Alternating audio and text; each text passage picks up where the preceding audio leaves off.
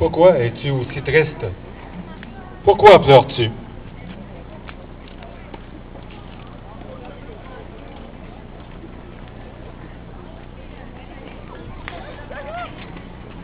J'ai toujours faim, ce qui m'empêche de bien travailler à l'école.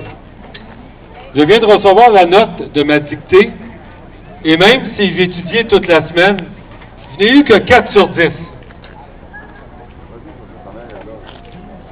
Ces temps-ci, maman est très préoccupée. L'autre soir, je l'entendais pleurer. Je lui ai demandé pourquoi pleure-t-elle. Et elle m'a répondu de ne pas m'inquiéter, qu'elle était juste fatiguée.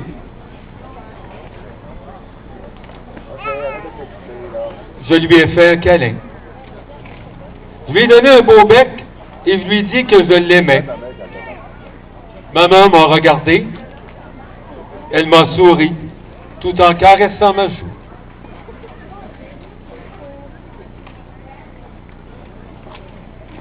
Mais, plus tard, je l'entendais. Elle pleurait encore.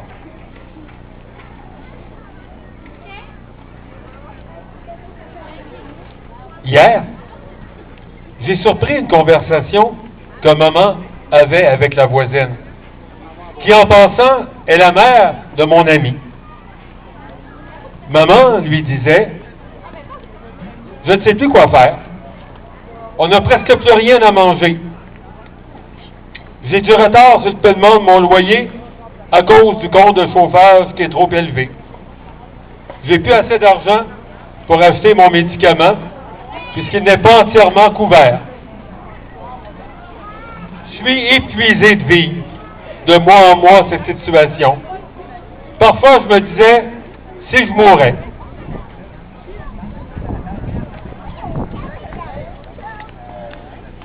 Peut-être que mes enfants auraient une plus belle vie. » La maman de mon ami lui a répondu qu'elle comprenait bien ce qu'elle vivait, puisqu'elle aussi avait de la difficulté de vivre ce stress à chaque mois. On a beau tenter de se faire un budget, mais on n'arrive pas. Tu sais, Karine, ma plus vieille, elle vient de fêter ses 16 ans. Elle m'a informé qu'elle veut abandonner ses études, car elle est tannée de ne pas pouvoir faire comme ses amis. Elle veut aller travailler.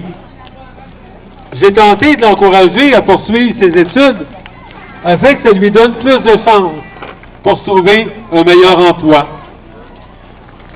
Karine m'a répondu qu'elle ne voulait pas s'endetter sans être certaine d'améliorer ses chances à l'emploi.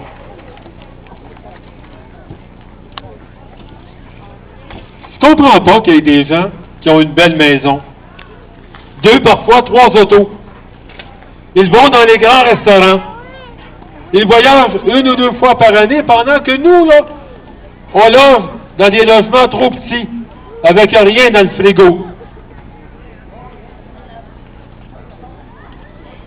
C'est injuste. J'aimerais juste demeurer dans un logement convenable et pouvoir nourrir mes enfants et de temps en temps leur faire un petit plaisir.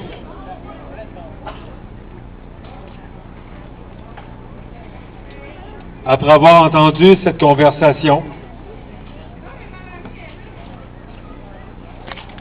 je suis parti dans ma chambre. J'étais tellement triste. J'ai peur que maman meure.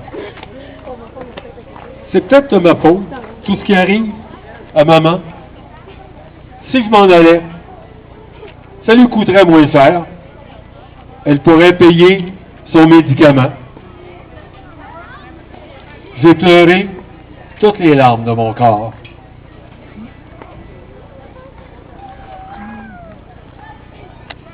Épuisé, je me suis endormi. Et comme cela m'arrive souvent, j'ai rêvé que nous avions un beau logement, une table remplie de bonne bouffe, et que maman souriait comme elle savait si bien le faire.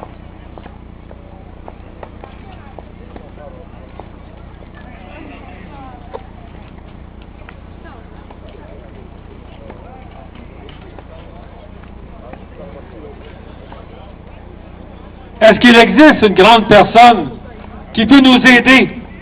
Parce que j'ai peur de perdre maman.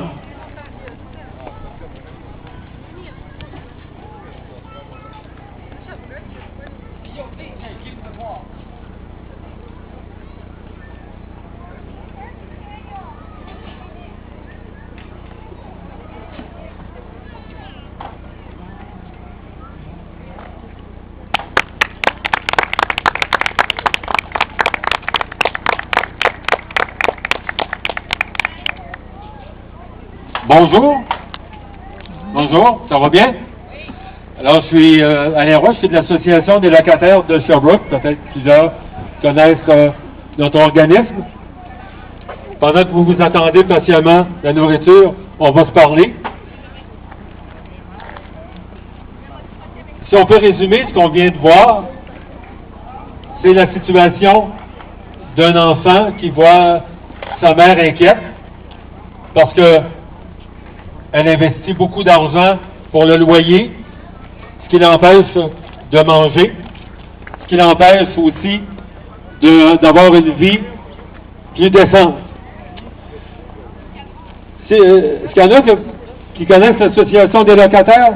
En levant la main, savoir si vous connaissez. Bon. Souvent, moi je suis intervenant depuis 7 ans à l'Association des locataires de Sherbrooke.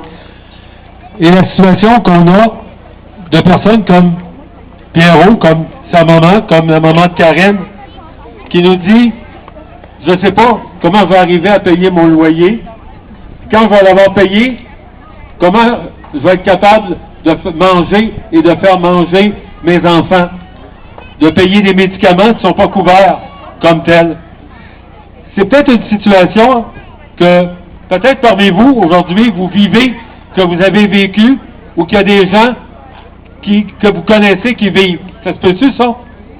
Hein? C'est des situations dans le quartier ici, comme dans d'autres quartiers de Sherbrooke, ben, il y a des gens qui se posent cette question-là. Est-ce qu'on va être capable de payer le loyer et on va être capable de manger? Ça, c'est la réalité que vivent beaucoup de gens. Plus de 5000 ménages locataires à Sherbrooke paient 30, 40, 50 et même jusqu'à 80% de leurs revenus pour se loger. Vous connaissez un petit peu, peut-être, nos revendications là-dessus. On réclame du logement social. C'est du logement pour les familles, les personnes seules, où les gens payent 25% de leurs revenus. Vous êtes d'accord avec ça, je suppose? Hein? Mais pour ça, il faut revendiquer auprès des gouvernements fédéraux et provinciaux, pour obtenir du financement pour le logement social. Pour ça, aujourd'hui, d'ailleurs, dans l'autre section, là, on a un kiosque. Vous pouvez venir nous voir au cours de la journée. On va vous donner de l'information si vous ne connaissez pas l'association de locataires. Ce qu'on exige aussi, c'est un revenu décent. Parce qu'actuellement, quelqu'un qui a 570 par mois ne peut pas se payer de logement. Les mères monoparentales, des personnes avec un faible revenu, des gens au salaire minimum, donc il faut un revenu décent. Alors c'est ce qu'on revendique et qu'on voulait montrer à travers cette situation-là de cette scène, pour montrer justement que cette réalité-là, malheureusement, existe ici à Sherbrooke, dans le quartier, à Scott. On vous invite justement à vous joindre et à militer avec l'Association des locataires de Sherbrooke. Merci de votre attention. Bravo!